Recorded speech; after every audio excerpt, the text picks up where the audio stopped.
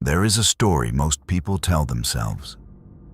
It goes like this: I'm being patient. I'm waiting for the right moment. I trust the process. And on the surface, that sounds wise. It sounds mature. It sounds like the kind of thing someone who has read enough philosophy would say to themselves before bed, feeling calm, feeling in control. But here is what no one tells you. That story, the one about patience being a virtue, is one of the most dangerous lies you will ever believe about yourself. Not because patience is always wrong, but because most of the time, what you are calling patience is something else entirely. Ask yourself this: how long have you been waiting? How long have you been telling yourself the time isn't right? That you need more preparation, more information, more certainty, more courage, more of something that keeps not arriving. A month, a year, 5 years.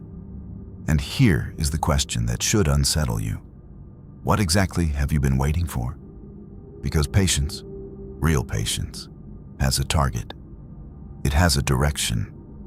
It is the calculated stillness of someone who knows precisely when to move and is conserving energy until that moment arrives. What most people practice is not that. What most people practice is waiting dressed up in philosophical clothing.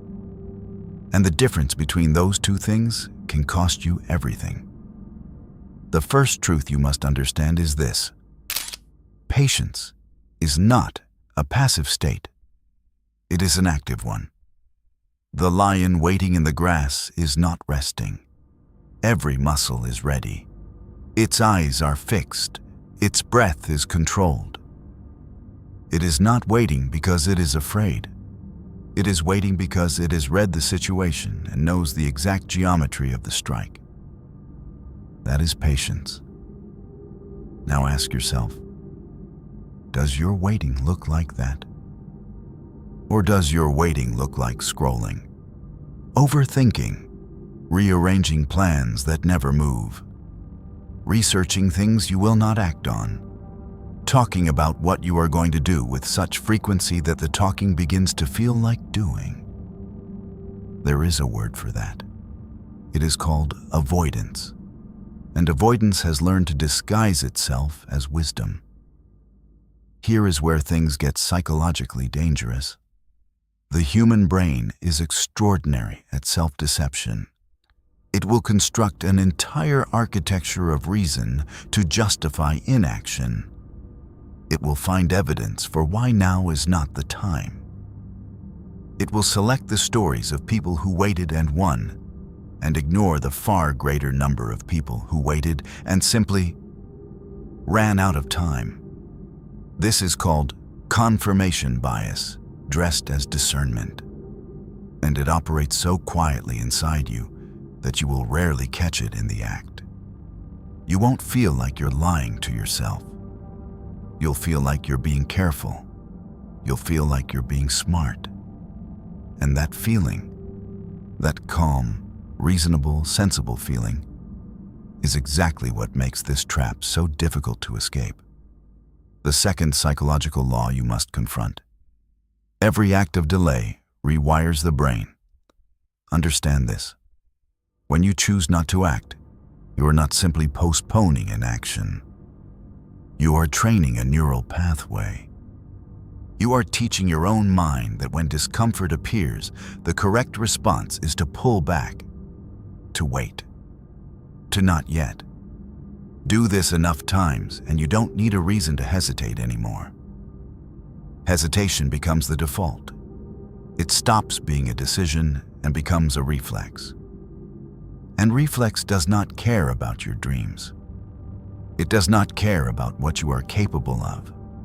It fires automatically, pulling you back for the edge of every meaningful thing, so consistently and so quietly that one day you look up and realize the life you imagined for yourself is still somewhere in the future, right where you left it.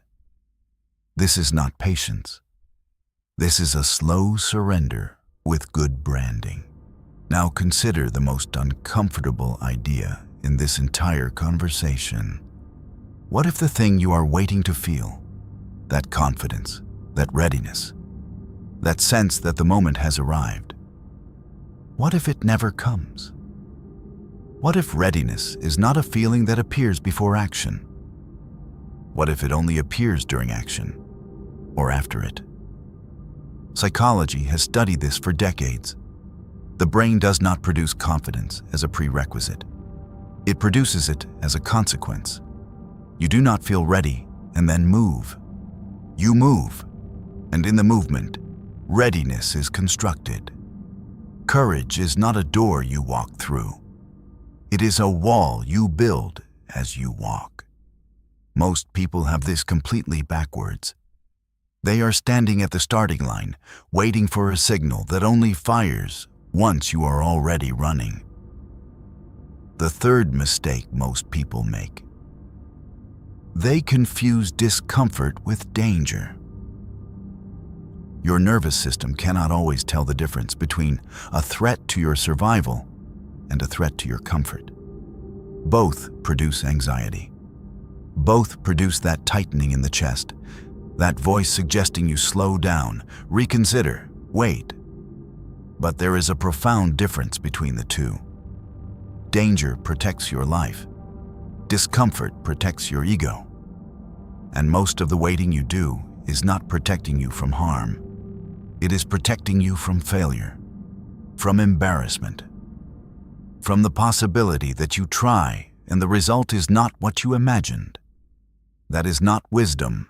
That is fear with sophisticated vocabulary. Understand this clearly. Your patience is only a virtue if what you are preserving is genuinely worth the cost of time.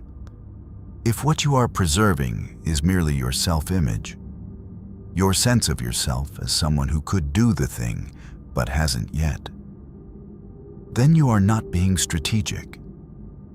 You are being protected by an illusion. And the illusion is becoming more expensive with every day that passes. There is a particular kind of person that should disturb you when you encounter them. They are the ones who are always almost ready. They have the plan. They have the research. They have thought through every angle. They can describe in extraordinary detail what they are going to do and why and when. But they are always one step away from starting. There is always one more thing, one more preparation, one more condition that needs to be right. And if you press them on it, if you ask, when will the moment arrive? Something strange happens in their eyes. Because they don't know. The truth they won't say out loud is that the moment was never the obstacle. They were. The fourth and most dangerous truth. Time is not neutral. This is what patience asks you to forget. That the clock is always moving. That opportunities do not sit still waiting for your readiness. That the person you could have become 3 years ago is not the same person you can become now.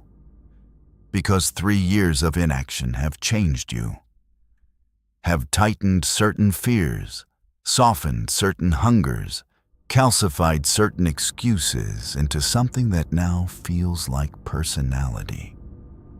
You are not the same person who first had the idea. And neither is the world around you. Every season you spend waiting is a season the gap widens between where you are and where the current of your life is trying to take you. The river does not wait for you to decide to swim. It moves. And at some point, the distance between the bank and the current is no longer a decision.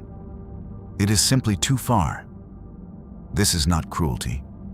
This is just physics. The sooner you understand it, the less of your life it will take from you. So what does this mean practically? It means you stop asking whether the moment is right, and you start asking a different, harder question. What is the smallest possible version of this action that I can take today, right now, before I talk myself out of it? Not the full plan, not the perfect version, not the version you would be proud of. The first version, the crude version, the version that simply breaks the inertia. Because momentum is not something you find, it is something you generate. And you cannot generate it from stillness. The act of beginning, even badly, even imperfectly, even with half the information you think you need, that act sends a signal to your nervous system that changes something fundamental. It says, "We are the kind of person who moves." And that signal, once sent enough times, becomes identity. Not belief, identity. And identity is the deepest driver of behavior there is. There is one last thing. Most people, after hearing all of this, will nod. They will feel something shift inside them. They will think, yes, this is it. I have been waiting too long. Things will be different now. And then nothing will change. Not because they don't mean it, but because insight without pressure dissolves. The mind protects its patterns fiercely. You cannot think your way out of a behavioral loop. You have to move your way out. One action, then another, then another, until the movement becomes more familiar than the stillness, until waiting starts to feel like the strange thing, until you become genuinely unrecognizable to the version of yourself that spent years standing at the starting line, waiting for a signal that was never coming.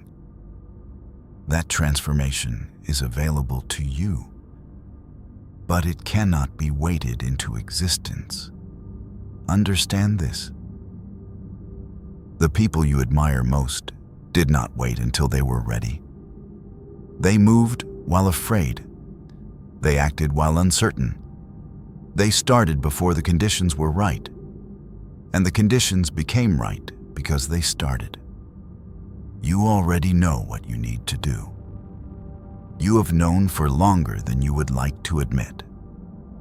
The only question left is whether you are going to let another year pass with that knowledge sitting unused in your chest, dressed up as patience, calling itself wisdom, while the clock moves with complete indifference to your intentions.